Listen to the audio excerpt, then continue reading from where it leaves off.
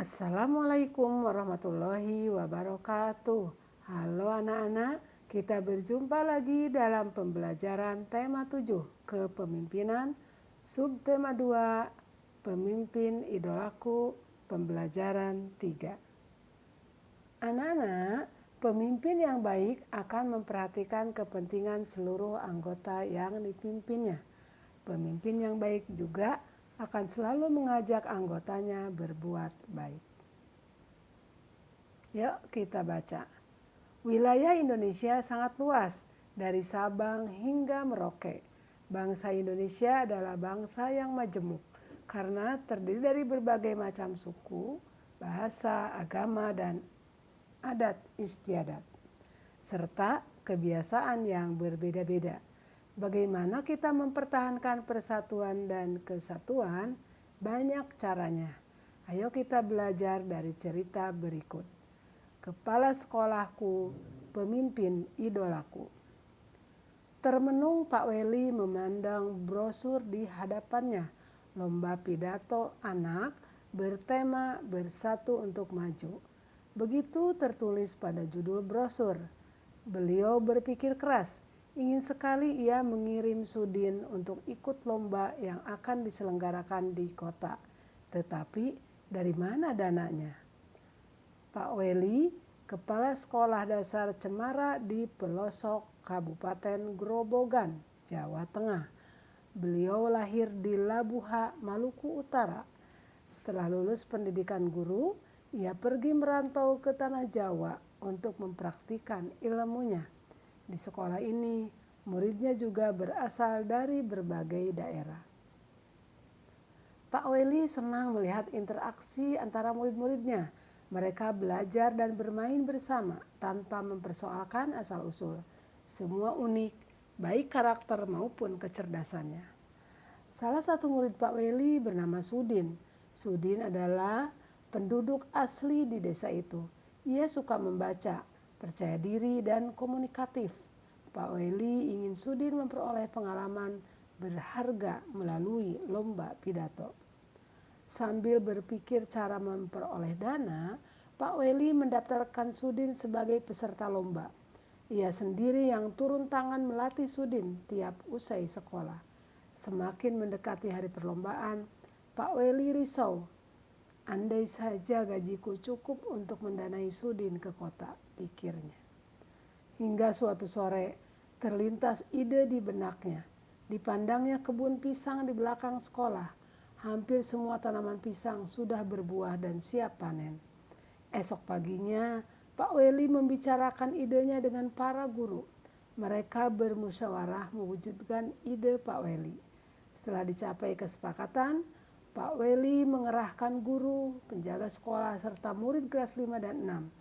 Mereka bergotong royong memanen pisang.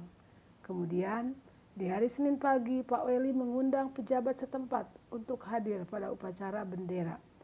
Bapak Bupati, Bapak Camat, Bapak Lurah, Kepala Dinas Pendidikan, serta Ketua RW dan Ketua RT dimintanya datang. Apa yang direncanakan Pak Weli? Rupanya Pak Weli ingin menyelenggarakan lelang pisang di sekolah. Murid kelas 5 dan 6 sudah dilatihnya untuk menjadi petugas lelang. Siapa calon pembelinya? Pembelinya adalah para bapak dan ibu pejabat daerah yang hari itu diundang datang ke sekolah. Sebelum lelang dimulai, Pak Weli menyampaikan bahwa uang yang diperoleh dari hasil lelang pada hari itu akan digunakan untuk mengirim Sudin mengikuti lomba pidato di kota. Para pejabat yang hadir merasa kagum dan terharu menyaksikan usaha Pak Weli, sang kepala sekolah dari timur negeri. Tekad dan usahanya mendukung kemajuan muridnya sungguh menyentuh hati. Dalam sekejap pisang-pisang habis dilelang. Dana yang terkumpul lebih dari cukup untuk memberangkatkan Sudin. Semua orang bersatu padu membantu Pak Weli mewujudkan harapannya. Didampingi Pak Seto, guru kelasnya, Sudin pun berangkat ke kota. Tak terkira bangga dan syukurnya Sudin. Tak ingin menyia-nyiakan kesempatan, dia berusaha tampil sebaik-baiknya. Saat pengumuman hasil lomba, ternyata Sudin berhasil mempersembahkan piala juara pertama lomba pidato untuk sekolahnya. Tak sia-sia usaha Pak Weli dan teman-teman sekolah Sudin. Terbukti benar tekad Pak Weli. Kita tak perlu ragu untuk maju. Selalu ada jalan ketika kita menggalang persatuan untuk mewujudkan mimpi dan harapan.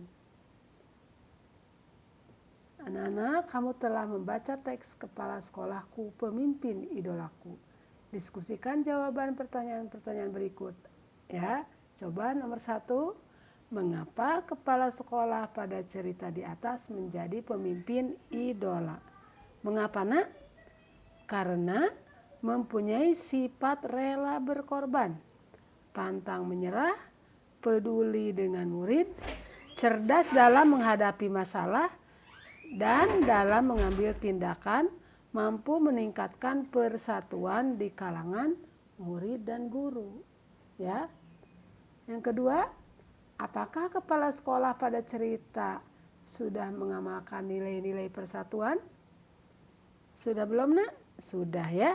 Sudah mengamalkan nilai-nilai persatuan. Ini ditunjukkan dengan tidak membeda-bedakan asal-usul murid, sehingga antar murid timbul kebersamaan dan rasa persatuan. Baik, perhatikan nomor 3. Apakah kepala sekolah sudah menerapkan nilai-nilai kerakyatan? Sudah belum, Nak? Sudah ya. Sudah menerapkan nilai kerakyatan. Dibuktikan dengan apa? Dengan kemampuan Pak Weli, ya, mengetahui karakter masing-masing siswa. Kemampuan mengetahui karakter siswa ini hanya bisa diperoleh jika berbaur atau menyatu dengan murid-murid. Nah, selain itu mampu menggalang semua unsur pendidikan sekolah, ya, baik murid, guru, kepala dinas hingga camat dan bupati, ya, untuk bersama-sama memecahkan masalah, ya. Jadi mampu menggalang semua unsur pendidikan, ya kan, atau sekolah. Oke, perhatikan nomor 4. Apakah kepala sekolah sudah menerapkan nilai-nilai kerakyatan? Tadi udah nomor 3, sekarang nomor 4. Apa alasan kepala sekolah membantu Sudin untuk mengikuti lomba pidato? Apa alasannya, Nak? Nah, karena kepala sekolah tahu kemampuan dan karakter Sudin yang suka membaca, percaya diri, serta komunikatif. Selain itu, kepala sekolah ingin Sudin memperoleh pengalaman berharga dengan diikutkan dalam lomba pidato di kota. Ya.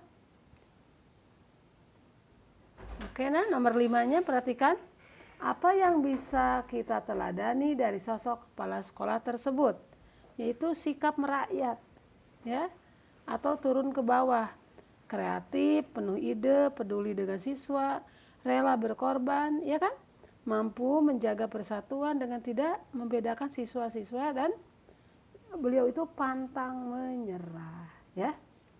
Oke, nomor 6. Perhatikan nomor 6, Nak.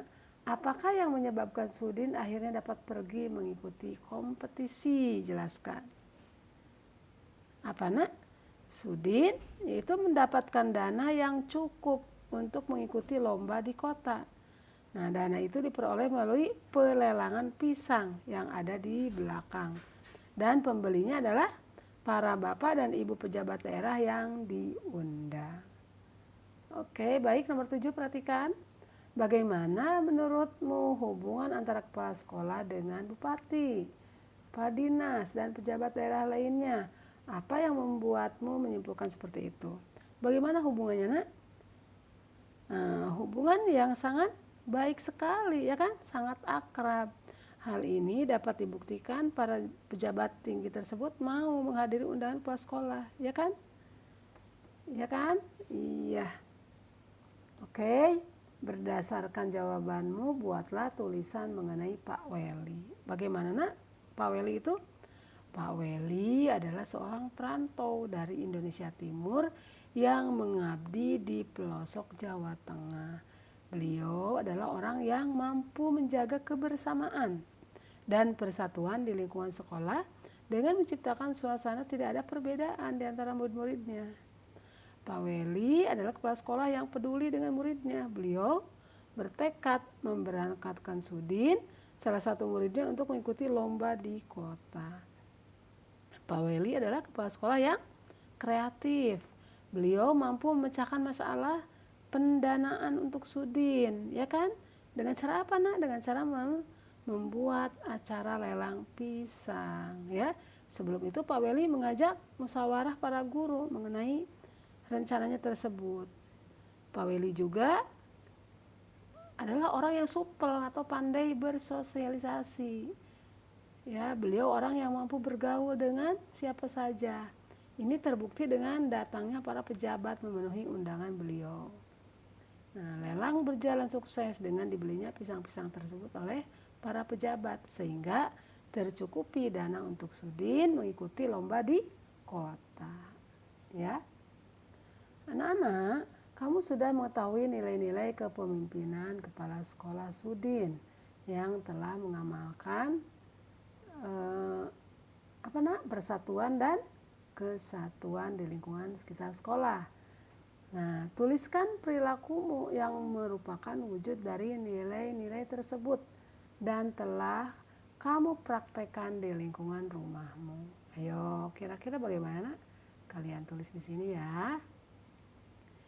Apa jawabannya kira-kira? Misalnya kamu, perilakumu apa nih yang sudah merupakan wujud dari nilai-nilai pengamalan persatuan dan kesatuan? Bagaimana coba ya? Kalian nanti tulis. Oke anak-anak, Pak Weli menunjukkan penerapan nilai kesatuan dan persatuan ya, dan nilai kerakyatan. Apa saja bentuk-bentuk penerapan nilai kerakyatan dalam kehidupan sehari-hari? Oke, berikut ya adalah nilai-nilai yang terkandung dalam sila keempat Pancasila. 1. Tidak memaksakan kehendak kepada orang lain. Yang kedua, mengutamakan musyawarah dalam mengambil keputusan untuk kepentingan bersama. 3. Musyawarah untuk mencapai mufakat diliputi oleh semangat kekeluargaan. 4. Menghormati dan menjunjung tinggi setiap keputusan yang dicapai sebagai hasil musyawarah. 5. Dengan itikat baik dan rasa tanggung jawab menerima dan melaksanakan hasil keputusan musyawarah. 6. Di dalam musyawarah diutamakan kepentingan bersama di atas kepentingan pribadi dan golongan. 7. Keputusan yang diambil harus dapat dipertanggungjawabkan secara moral kepada Tuhan Yang Maha Esa, menjunjung tinggi harkat dan martabat manusia, mengutamakan nilai-nilai kebersamaan dan keadilan, serta mengutamakan persatuan dan kesatuan demi kepentingan bersama. Nah, anak-anak, tulislah contoh penerapan nilai kerakyatan dan dalam kehidupanmu sehari-hari. Contohnya apa, Nak? Tidak memaksakan kehendak kepada teman, ya kan? Kemudian mengutamakan musyawarah dengan teman, ya kan? Saat ada masalah. Nah, kemudian ketika bermusyawarah dengan teman selalu diliputi semangat kekeluargaan, ya kan? Nah, melaksanakan setiap keputusan yang sudah diputuskan itu dengan teman itu harus dengan penuh apa, Nak? Tanggung jawab, ya. Anak-anak, negara kita menjunjung penerapan nilai-nilai kerakyatan dalam bermasyarakat. Bagaimana hubungan kita dengan negara lain? Nah, ya, negara kita selalu berusaha menjaga hubungan baik dengan negara-negara lain, termasuk di Asia Tenggara. Nah, sekarang kalian carilah buku-buku referensi ya di perpustakaan boleh. Lalu cari informasi mengenai peran Indonesia di ASEAN dalam berbagai bidang berikut. Coba cari informasi ya. Informasi apa, Bu? Yaitu peran Indonesia di ASEAN dalam bidang pendidikan. Apa peran Indonesia? Kemudian dalam bidang pangan, apa peran Indonesia? Dalam bidang sosial, dituliskan ya. Kemudian dalam bidang kesehatan, ya kan? Dan dalam bidang pariwisata, ya. Nah, tuliskan hasil laporanmu dalam bentuk yang menarik. Bisa membuat dalam bentuk paparan boleh atau dalam bentuk diagram. Silakan ditulis di sini boleh, ya. Dalam bentuk paparan boleh, dalam bentuk diagram juga boleh. Ya nak ya. Oke anak-anak, perhatikan sekarang, tulislah rancangan pidato singkat untuk mengajak teman-temanmu gemar membaca. Ingatlah, teks pidato harus memuat hal-hal pokok berikut. Salam pembuka. Nah, ini rancangan pidatonya apa nak? Rancangan pidato yang isinya untuk mengajak teman-teman gemar membaca ya. Nah, salam pembukanya apa? Berisi kalimat sapaan, ya kan? Bisa kalimat sapaan bisa selamat pagi, selamat siang, bisa assalamualaikum warahmatullahi wabarakatuh, ya kan? Oke. Nah, kalimat pembukanya itu kalimat sapaan kepada siapa? Kepada kepala sekolah, dewan guru dan rekan siswa ya di salam pembuka ini. Kemudian pendahuluan. Pendahuluan memaparkan topik permasalahan yang akan dibahas. Nah, berarti memaparkan apa di sini? Memaparkan data tentang tingkat gemar membaca di Indonesia dibandingkan dengan negara lain. Nah, itu ya. Nah, nomor 3-nya berisi pembahasan topik secara lengkap. Kalimat ajakan atau bujukan digunakan untuk mengajak pendengar melakukan kegiatan yang diharapkan. Itu namanya inti ya. Intinya berisi bahan topik secara lengkap ya. Jadi kalian bisa sampaikan tentang manfaat membaca, ya kan? Himbauan atau ajakan untuk membaca ya. Nah, penutup yaitu penyampaian rangkuman atau intisari topik yang telah disampaikan, ya kan? Jadi rangkuman atau ringkasan dari pidato gemar membaca, apa tuh rangkumannya, ya. Nah, yang kelima, salam penutup berisi kalimat salam penutup. Seperti apa nak? Terima kasih, ya kan? Jadi berupa ucapan ya, ucapan terima kasih dan salam, ya. Oke anak-anak, demikian untuk pembelajaran hari ini. Terima kasih atas perhatiannya. Wassalamualaikum warahmatullahi wabarakatuh.